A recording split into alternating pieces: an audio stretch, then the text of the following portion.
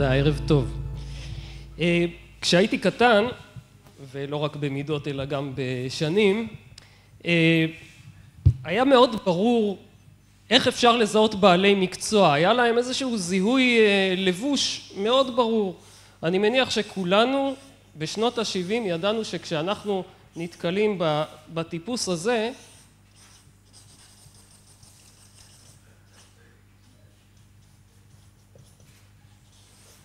הייתה לו גם חולצה מפוספסת, כנראה שהוא ברח איתה מהכלא, אז האדם הזה במקצועו הוא גנב.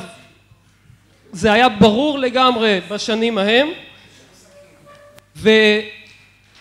ובאותה תקופה כשרצו לצייר עיתונאי, אז זה היה מאוד פשוט, כי עיתונאי היה מאוד מזוהה כמין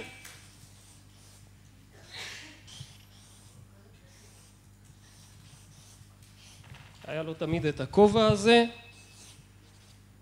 הייתה לו איזה סיגריה בפה,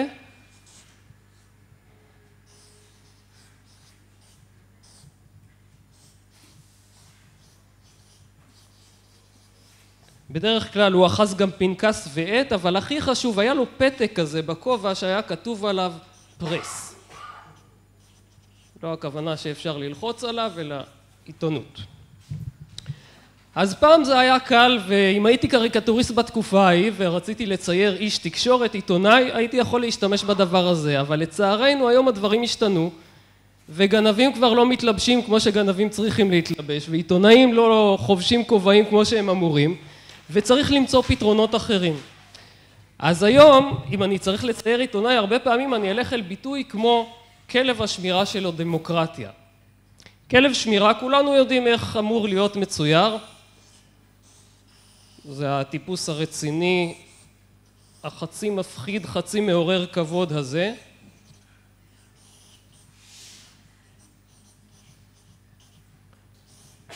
וכדי שהוא ישמור על דמוקרטיה, הוא אמור להיות עכשיו קשור למשהו שייצג דמוקרטיה. איך מייצגים דמוקרטיה? קלפי יכול לעשות את העבודה.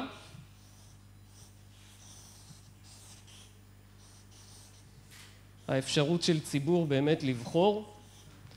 אם הקלפי הזה יעמוד על איזשהו עמוד יווני, אז נתנו לזה עוד קצת מהנופך של המוצא של הדמוקרטיה, המילה דמוקרטיה. ובהקשר הישראלי, הכנסת יכולה להוסיף לנו עוד הרבה. הפרלמנט הישראלי, בית הדמוקרטיה הישראלית. הבעיה היא שהרבה פעמים כלב השמירה של הדמוקרטיה הוא בעצם סתם פודל. לפעמים אפילו צבוע קצת בטלטלים. לפעמים הוא מין כלב כבר כל כך מסואב וגדול ושמן שיוצא לגמרי מפרופורציות טוב, זה יוצא די מקושקש בשלב הזה, אבל הוא כבר לא ממוקם במקום הנכון, הוא יוצא מפרופורציות ולא ברור מי משמשת מכלב השמירה את הדמוקרטיה או הדמוקרטיה את כלב השמירה שלה. וקורה שהעניין היווני כל כך משפיע כבר על הכלב, שמה שנוצר לנו זה דבר כזה.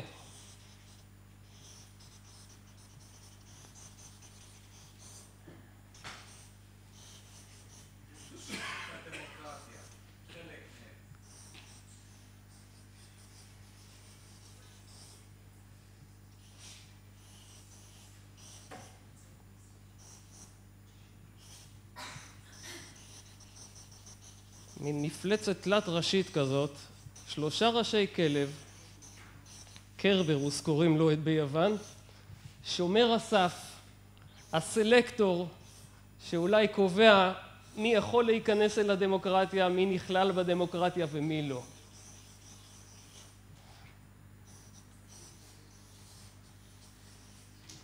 נחזור אל הכלבייה הזאת מאוחר יותר.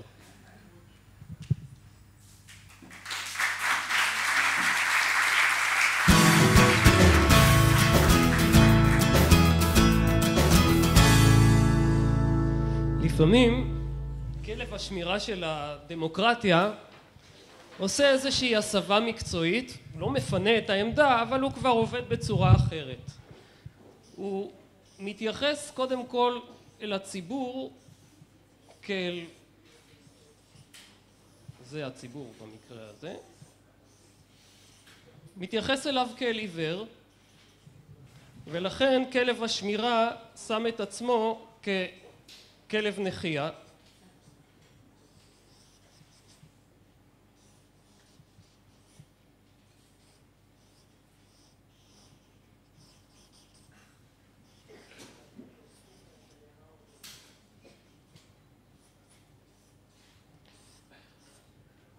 הבעיה היא שהרבה פעמים כלב הנחייה בעצמו הוא כלב עיוור, ולכן אנחנו עלולים למצוא את עצמנו הרבה פעמים במין מצב כזה בתור ציבור.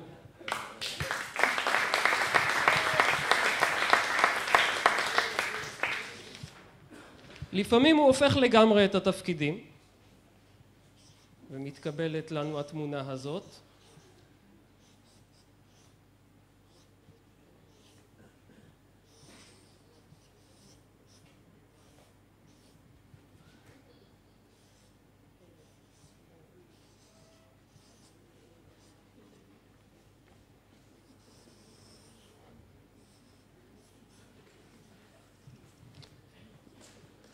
וזה עוד המצב הטוב, כי הרבה פעמים הוא גם שם מחסום.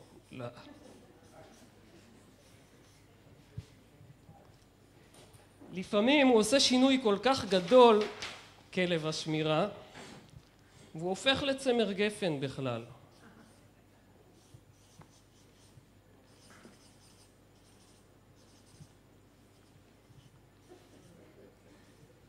ובתור צמר גפן הוא מפסיק לשמור על הדמוקרטיה, והוא מתחיל לשמור, אני חושב שתכף זה יהיה מובן,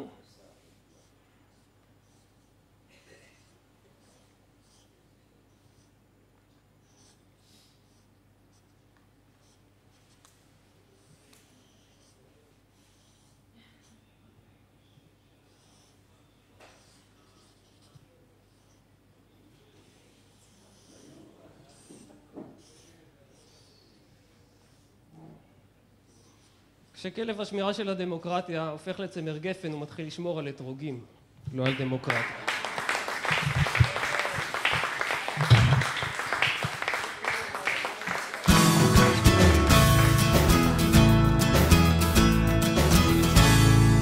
התכנסנו פה בעצם בשביל לכבוד 3 כלבי שמירה מאוד ספציפיים, עם ענפים ספציפיים, ואני חושב שאולי הגיע הזמן לתת צורה לאיך נראה בעצם כלב השמירה של הכלכלה, כלב שמירה פובליציסט וכלב שמירה מזרחן.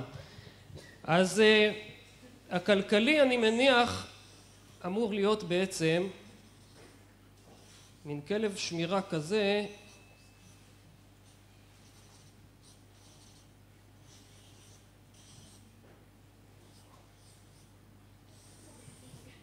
שבתפקידו הוא חופר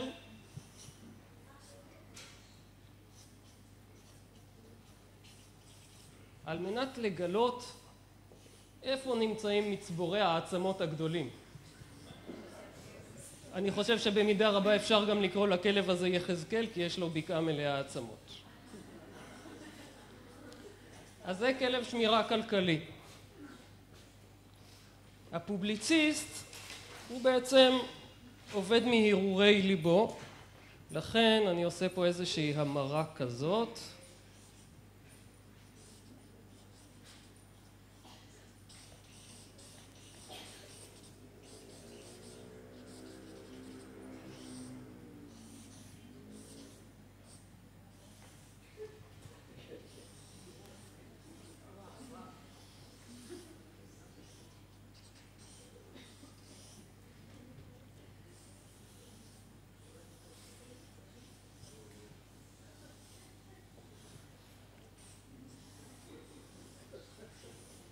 מהאדם החושב של רודן אל הכלב החושב. אולי צריך להניח לפניו עוד איזושהי מקלדת, כי אם הוא רק יחשוב, לא יישאר מזה טור. משהו כזה. וכלב שמירה של המזרחנות, זה כבר הכי מתבקש אני חושב.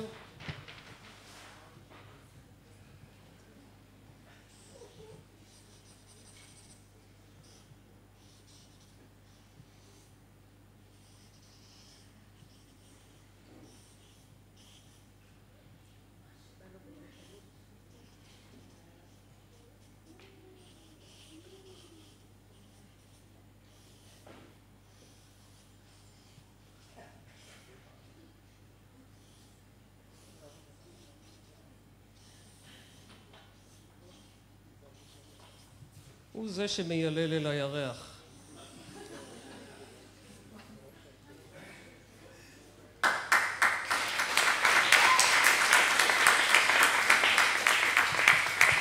תודה רבה, וברכות לזוכים.